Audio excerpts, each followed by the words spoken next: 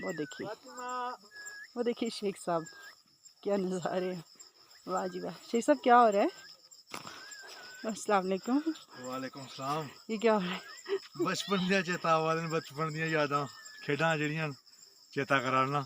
हाय, आज इस जगह पे आके कैसा फील हो रहा है आपको? सारें कोला पैह्ले मैं तमाम दिक्खने और सुनने आह्लें गी दिल दी गैह्राइयें कन्नै सलाम पेश करना।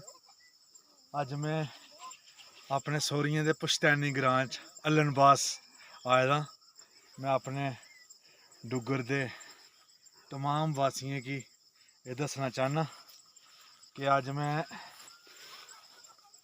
डुग्गर दी प्रसिद्ध जगह जिसी शरबा धार आखदे, जित्थै उप्पर माता दा मंदर है, उसदे बिल्कुल रुआर अल्लनबास दी प्हाड़ियें पर खलोते दा। ते ओह् सामने जित्थै यात्रा जंदी है ये मैंने फोकस किया हुआ है वहाँ पे।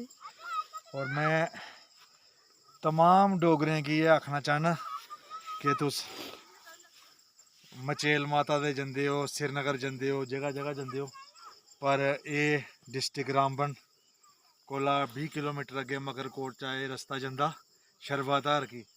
ओह् उप्पर दिक्खो, इत्थूं टाप उप्पर लब्भा दी मंदर जेह्ड़ा ऐ स्थान माता दा, उत्थै बी यात्रा जंदी। तकरीबन 5-6 हज़ार लोग इत्थै यात्रु औंदे न हर साल।